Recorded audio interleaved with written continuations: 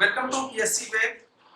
जो भी aspirants JPSC, UPSC, BPSC या एसएससी या रेलवे की तैयारी कर रहे हैं, उन लोगों के लिए हमने यहाँ बहुत ही महत्वपूर्ण टॉपिक रेडी कर रखा है, जो बहुत ही ध्यान से देखेंगे, सीखेंगे, समझेंगे और आने वाले समय में जितने भी पीएससी लेवल के या एसएससी लेवल के जितने भी एस्पायरेंट्स हैं, उन लोगों के लिए बहुत ही महत्वपूर्ण होगा। इसके बाद हम लोग ऑब्जेक्टिव सेशन शुरू करेंगे, जिसमें आप लोगों का बहुत ही हेल्पफुल साबित होगा, पूरा 100%।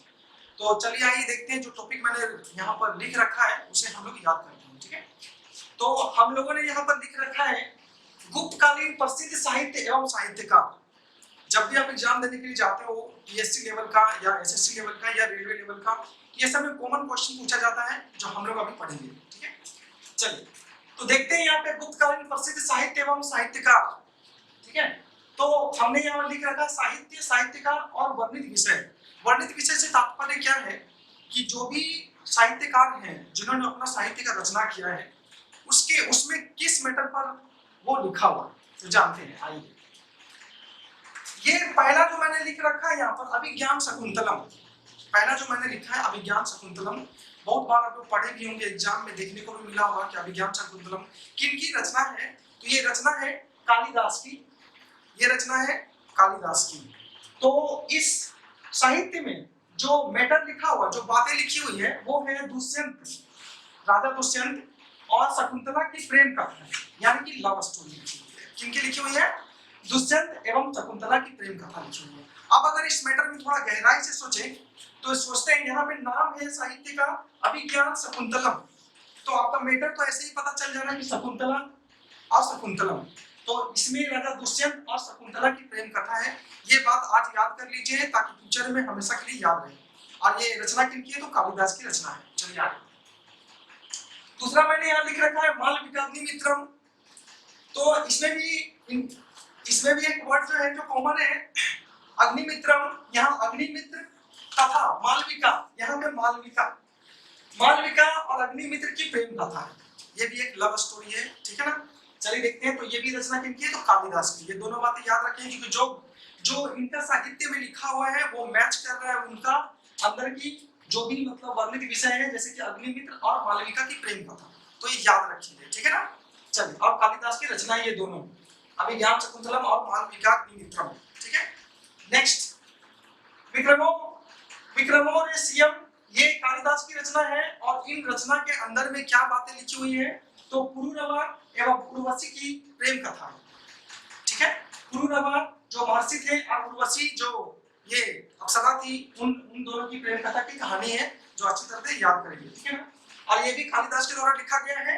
क्या लिखा गया है? तो विक्रमोर्वशीयम, याद रखिए। नेक्स्ट स्वप्नवासवदत्ता, जो हम लोगों ने बहुत बार पढ़ा है, याद किया है।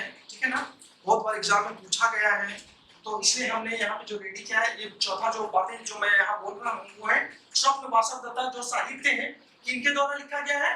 तो ये भास के द्वारा लिखा गया है। और वैसे भी याद रखने के लिए एक बात याद रखेंगे कि स्वप्न में तो हम लोग आभास ही करते हैं ना, भास। ठीक है ना, तो स्वप्न और यहाँ भास, यहाँ वासवदत्ता भास, याद रखेंगे। कॉमन चीज है, जल्दी पकड़ा जाए, वास भास, ऐसे भी हम लोग पकड़ सकते हैं, ध्यान रखेंगे। और इसमें उदयन तथा वासवदत्ता की कथा है। इसमें उदयन और वासवदत्ता की कथा है। नेक्स्ट है मुद्रा राक्षस। जो रचनाकार है, साहित्यकार है विशाखदत्त। ठीक है, और वर्णित विषय क्या है? इसमें चंद्रगुप्त मौर्य से संबंधित इसमें बातें लिखी हुई है।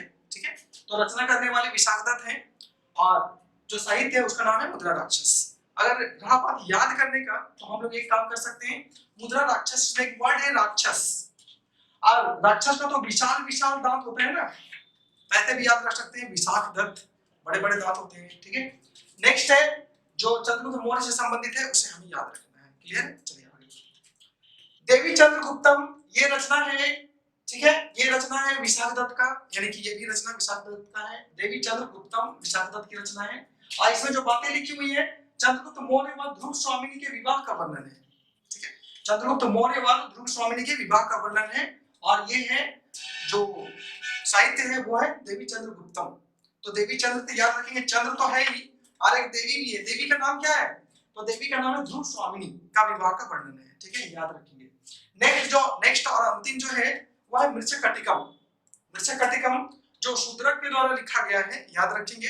साहित्य क्या है? मृच्छकटिकम, और लिखने वाले क्या नाम क्या है? तो शूद्रक जो साहित्यकार है, ठीक है। और इसमें क्या कौन सी बातें लिखी हुई है? तो ब्राह्मण चारुदत्त तथा गणिका वसंत सेना की कहानी है। मृच्छकटिकम में ब्राह्मण चारुदत्त और गणिका वसंत सेना की कहानी है, ठीक है। तो इस तरह से बने रहे हमारे चैनल पे, ठीक है। Thank you.